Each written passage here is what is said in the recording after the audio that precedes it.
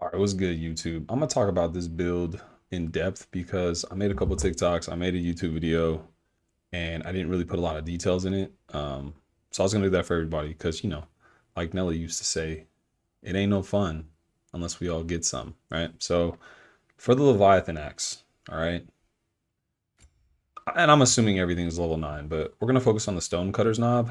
For whatever reason, this slicing finish adds a lot of damage. I've messed around and I've took it off.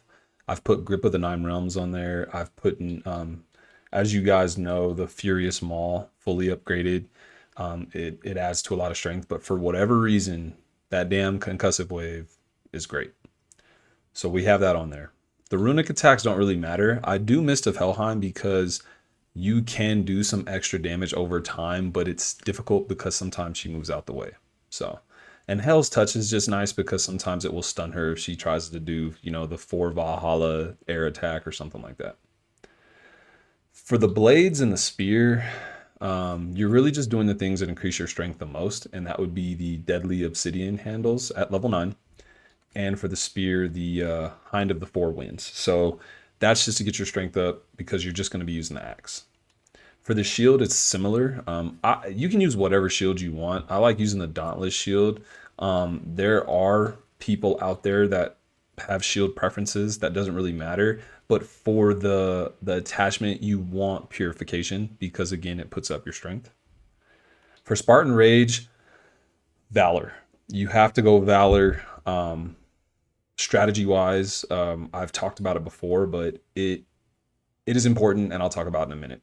And then for the relic, the Hilt of Hofud, which is going to give you that realm shift that's really important.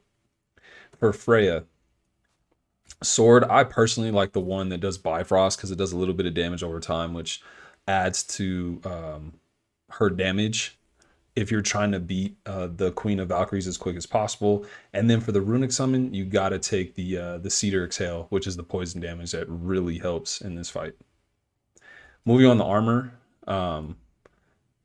So the Berserker Curious is good because when you use the Realm Shift, it's going to give you this Soulless Warrior, which means you're going to be doing a ton of damage. Without this, the damage gets nerfed quite a bit. For the wrist and the waist, it is the Vidar bracers and the Vidar belt of might. And this is just to make your strength really high, but also it adds 20% to your combo finishers. And we will be spamming a particular combo. For your amulet, so this is the big one, right? You want the Vanaheim set and the Muspelheim set. Easy, right?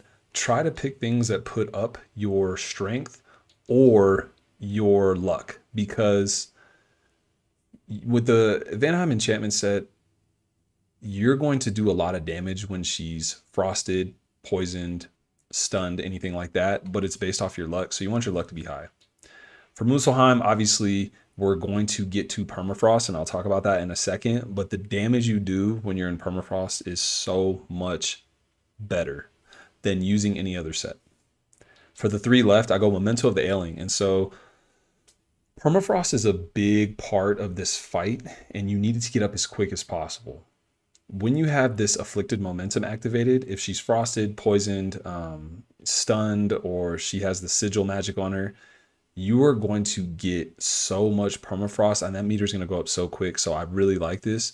Boon of Valor is the big one. Instead of Valor healing you, which is what it normally does, it'll actually give you a buff of strength.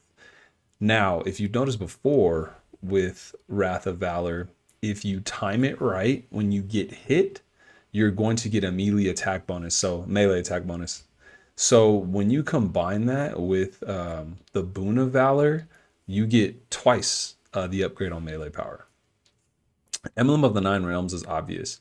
You want more melee damage during realm shifts, and that particular moment where she's in realm shift is going to be huge to try to speedrun her. For Freya, accessories are really important. So sigil amplification and sigil punishment is huge because it's gonna hex quicker. And I use knocked proficiency because that 3rd arrow you fire is gonna fire 3 arrows, so she gets hexed like right away, which is gonna be important because with sigil punishment, melee attacks do more when an enemy is hexed. So you need her to be hexed like the entire fight. As far as armor goes, obviously that's aesthetics, so we're not worried about that. Skills is big. So we're focused on the Leviathan axe. And what we're looking at is how can we do more damage? How can we do more permafrost? So glacial permafrost is huge, right? When you press L1 and R1, when your permafrost is full, it's going to enhance all your Leviathan axe melee attacks. Combine that with concussive wave, and it's really good damage. Most of the attacks I'm going to use are Frozen Breach, which is if you hold R1 and you get your axe frosted, and Whirling Storm, which is if you dash, hold forward, and press your attack button. I put momentum on these because it's going to make your permafrost go up. The last one that's really important is going to be your returning whirlwind. So when you use Mist of Helheim, you lose your axe, right? You want to do returning whirlwind to get it back, and it's going to put your permafrost up all the way immediately. Okay, so that's going to be important. And then the last thing you really want to focus on is Pride of the Frost. That's going to be the attack that you use when she's in Realm Shift, and you want to add damage to that, right? The other options are momentum and element, but you want damage. You want that to do as much damage as possible. Looking at everything else, that's kind of like, I would say, the base things you need for that.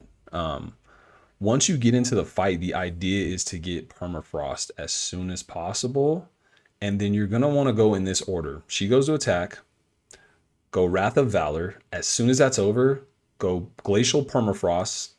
Then as soon as that's over, go Realm Shift and activate the poison, and you'll get to a point where you can do a ton of damage to her. And then with the poison being activated, as soon as you're kind of done doing what you're doing, it's going to kind of keep her trapped in a sense. And so you'll be able to really do a ton of damage while she's still stuck. If you want to see my fight, I have it in the comments below, but you can kind of see how everything works. But this is at its bare bones. Like, this is the tech, this is the strat, and there's a ton of good ways to fight her with the spear, with the chaos blades, but I love the axe, and so that's why I chose to use it. So I mean, good luck, good hunting, and it's honestly like, doesn't matter what difficulty you want. Play the game the way you want to play it, but if you decide you want to try to speedrunner, this is not a bad way to do it. Take it easy.